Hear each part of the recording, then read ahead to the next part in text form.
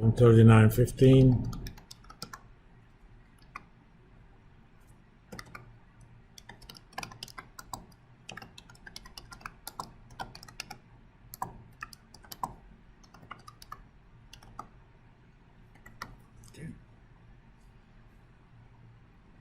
So even here, I mean, differences are actually, I'm sorry, I entered the wrong numbers. 14.17.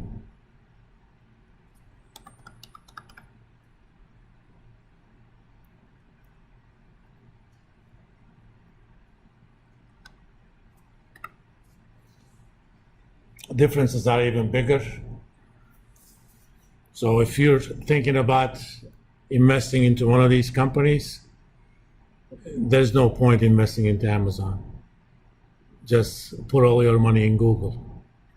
Never put all of your money into one company, but if your decision is between the two, put in Google. Let's find another company, Apple.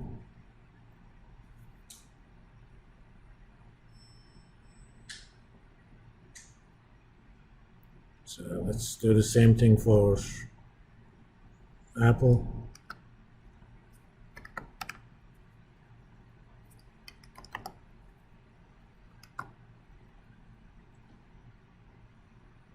Forward PE 2681.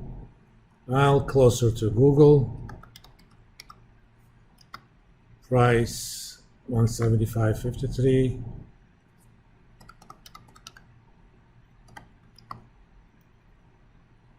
Earnings, estimated earnings next year, 656.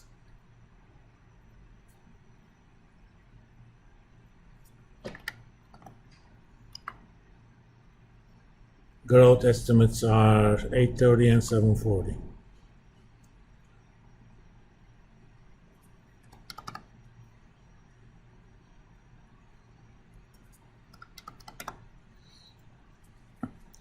Based on forward PEs, you may think, okay, they look close enough.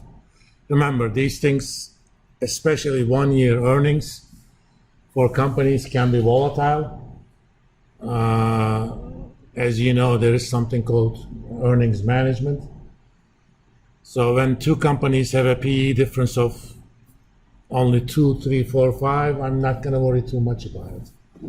But as you can see, growth prospects are actually very different. So let's enter the numbers for Apple. 656, next year's EPS, 175.53, and growth numbers are 830 and 740.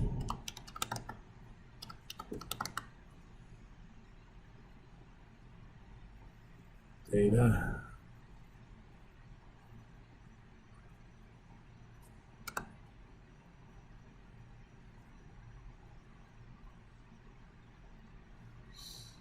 So based on these, it has a 5-year forward PE of 23.18.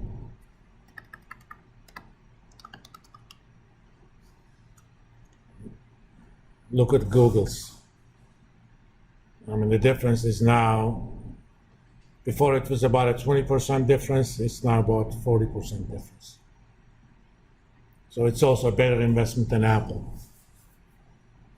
So if we had to rank Google, Apple, then Amazon.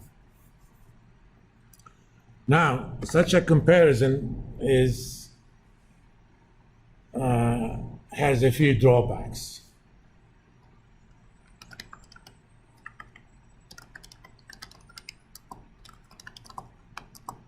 Based on PE type ratios, have a few drawbacks. One, companies have different levels of leverage, especially if you're doing this. I mean, for now, to kind of get us acclimated back to that sheet, I compared currently publicly traded companies. But suppose I want to value a new enterprise using an established publicly traded company as kind of an anchor, using something like PE. One of the key differences between an established publicly traded company and a new enterprise is in their leverage.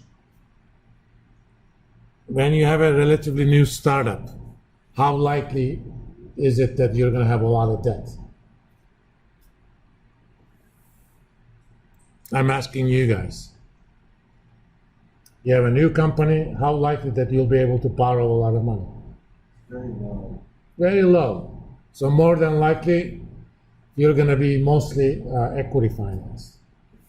But on the other hand, let's look at Google, for example, or let's look at Google, which has a relatively low leverage, but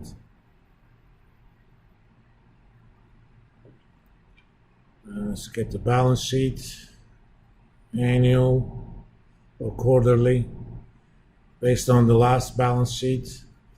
They have total assets of 335,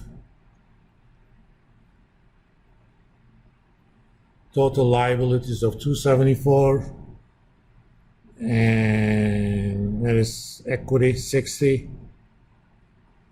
So they still have a relatively high debt to equity ratio.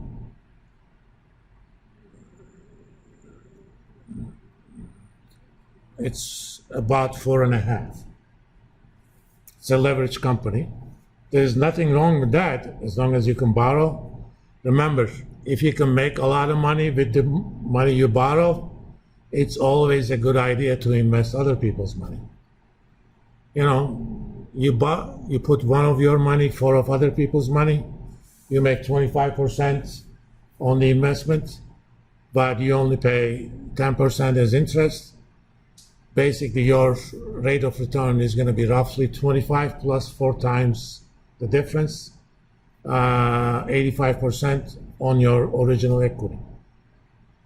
If it's only equity, you're going to make 25.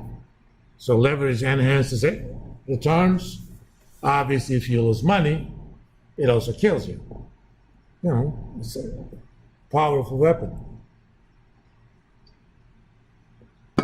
But the purpose behind valuation using price multiples is to compare companies that are somewhat similar in nature. But if you're comparing a company that has almost no debt with a company that has a debt equity ratio of 4 or 5, it's not an apples to apples comparison. A better idea is to address this issue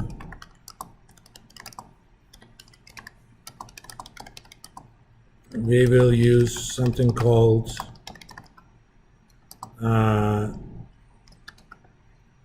EV over E ratio, where EV means enterprise value, which is equal to approximately price per share plus liabilities per share. So in a sense, EV over E is equal to PE plus, let's call this LPS over EPS.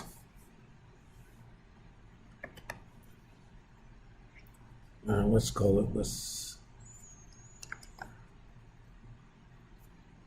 So if we already have the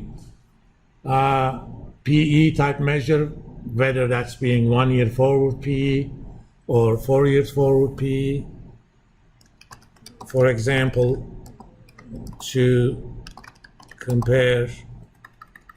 calculate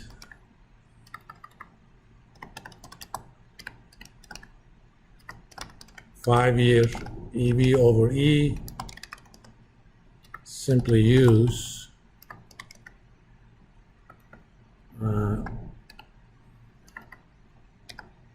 I'm going to call it 5 FPE.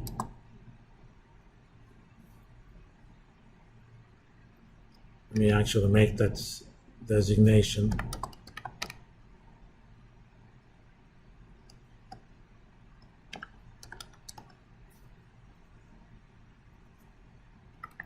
So 5 years EV over E would be 5 FPE plus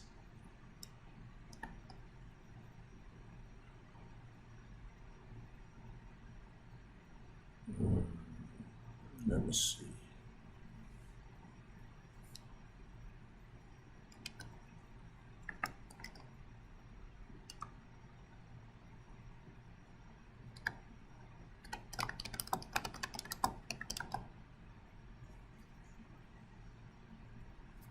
Something like that.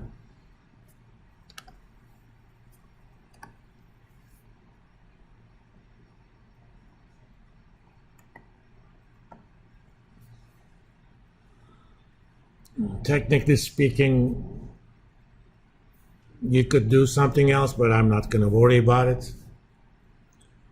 The entire idea is to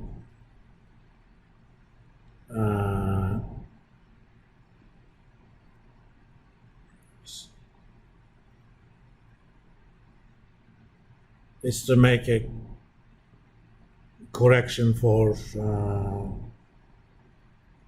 leverage.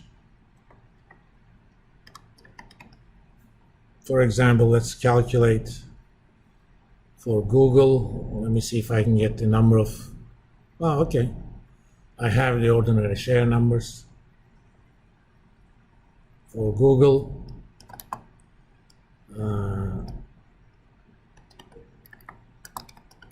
Total liability equals 274,764,000. This is in thousands, I do believe. Yeah.